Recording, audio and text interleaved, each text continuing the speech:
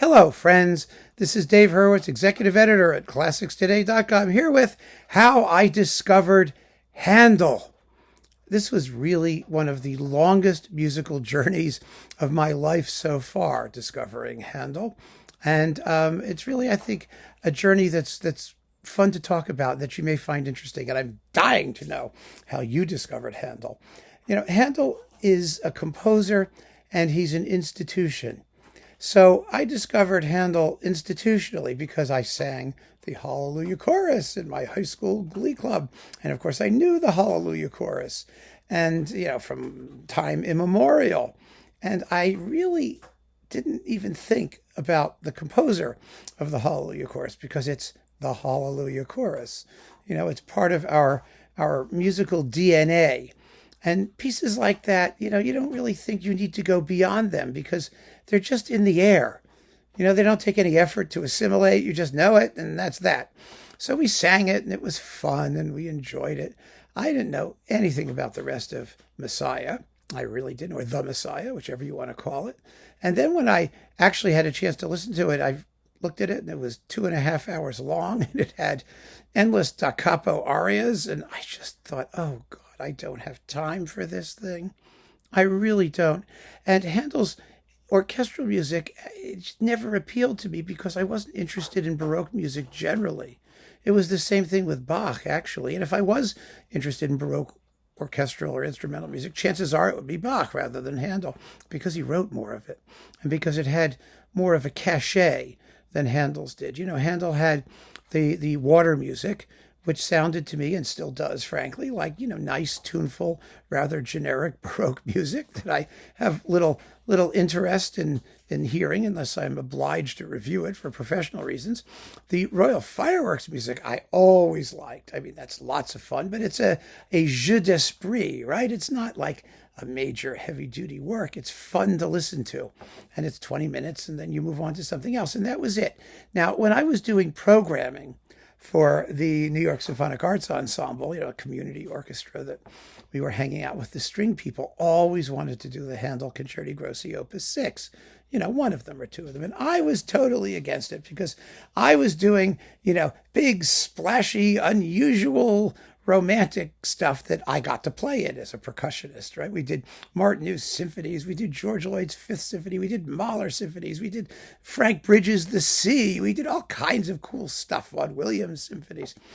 And I always thought that wanting to do a Handel Concerto Grosso was just laziness on the part of string players, because string players always want things that strings can do, and that strings get the tune, and they get angry if anyone else ever gets the tune. You know what I mean? Because they think, oh, the composer didn't know how to write for the violin because someone else is getting the tune.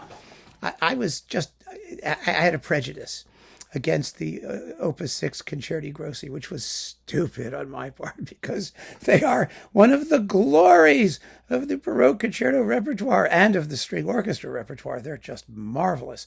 But it took me a very, very long time to come around to that point of view. And what actually sort of brought me around to it was a couple of things. The first thing was my friendship with the conductor Antonio de Almeida, because we used to go out, we would argue about music, and he was a fountain of wisdom when it came to unusual repertoire. He knew everything. It was insane how much music he knew. And he had a score library that was, I have a score library, but he had Thomas Beecham's score library and a lot of his own stuff besides. And he was independently wealthy. So when you put all of those things together, he had unbelievable musical resources. And I used to hang out with him and stay with him at his apartment in Saint-Rémy-de-Provence that had his score library in it. And it was, oh my God, was it fun. It was unbelievable. And he was in love with Handel, as Beecham had been, and he knew Beecham quite well. And Tommy, as he called him. And so we would talk about this music, about which I knew virtually nothing. My dislike of Handel was based on complete and total ignorance of what Handel actually wrote and who he was and the kind of musician that he was.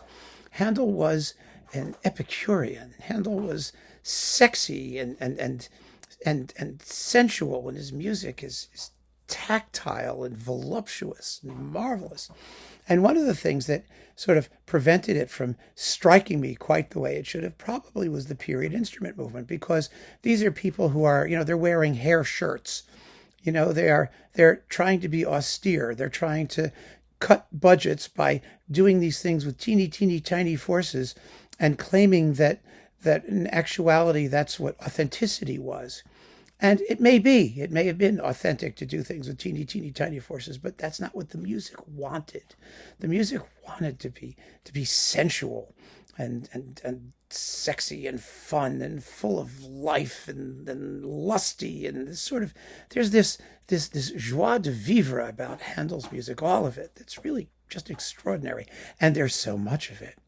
So I started to slowly get into it, listening to some of, not Messiah, listening to some of the other choral works, and listening to the operas, which were making this huge comeback, listening to Marilyn Horne sing Rinaldo, and things like that, where you had just this insane vocal virtuosity allied to really good tunes. And I thought to myself, wow, this guy's really something. He really has something. And so eventually I sat down a few years ago and wrote a book. I wrote a book about Handel, which gave me an excuse because I wanted to write the book. I wanted to write the book not knowing him as well as I felt I should, so that it would force me to acquire everything I could get my hands on by Handel and listen to it. I listened to multiple versions and really immerse myself in the music, because Handel is a total immersion kind of composer. I mean, when you write 30 some odd operas and 30 some odd oratorios and just gobs and gobs and gobs of music, of every conceivable kind, then you really have no choice but to, you go all the way or don't waste your time. So I went there. And it was fabulous. What a world of music this guy created. And I really had been, pushing myself away from it for most of my life, really until the past, I would say, 2 decades. And I just avoided it. I just avoided it because I didn't have time. And that's something that we all face in dealing with the world of classical music, isn't it? It's a time thing. In Handel's day, if you went to see an oratorio or an opera, you had to get your money's worth. And your money's worth meant that there were usually about 50 numbers in each one. And in between them, you might have concertos and other forms of entertainment or a ballet or something. And you had to spend a good 3 or 4 hours at the theater, which in the days before toilet paper and deodorant must have been quite the olfactory experience. It must have been as much, auditory as it was, olfactory. Or olfactory as it was auditory. Ugh. The thought, yuck. But wow. The more I listened and learned and understood what he was all about, the more I love the music. And it's really, now I'm just a Handel guy. Not maybe like I'm a Haydn guy, but I just think that Handel was extraordinary in his ability to capture human emotion and express it in music of incomparable sensuality and sensibility and sensitivity and all the S words. It's really great stuff. I don't need to tell you that. I'm preaching to the converted, but what I'm trying to explain is how it's possible to be a music critic and someone who is passionately devoted to classical music in all of its forms and miss one of the giants of the repertory until relatively late in life, because you just have to take the time to listen. And there is no substitute for listening.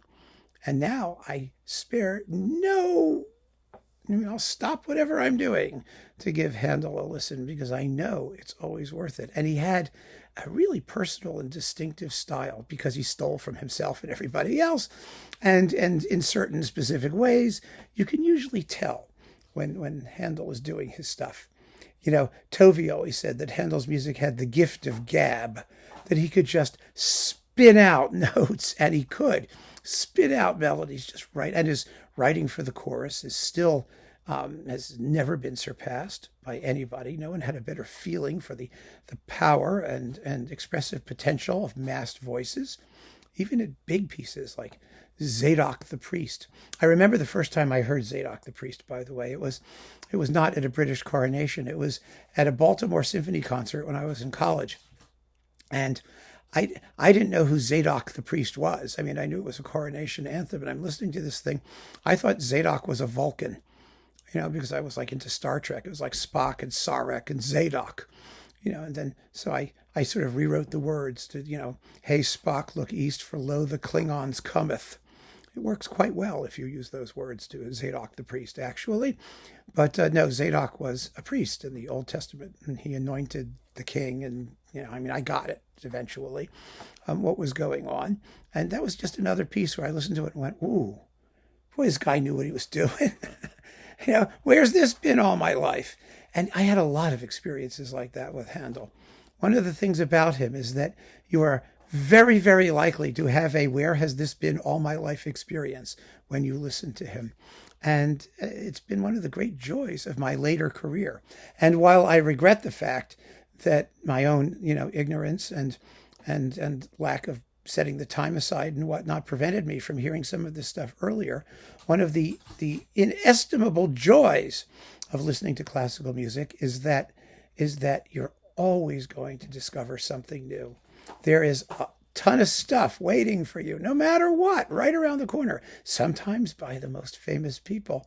And all you need to do is give it a chance and give it a listen. So keep on listening, friends. Thank you so much for joining me. Tell me how you discovered Handel beyond Messiah, the other stuff. Take care.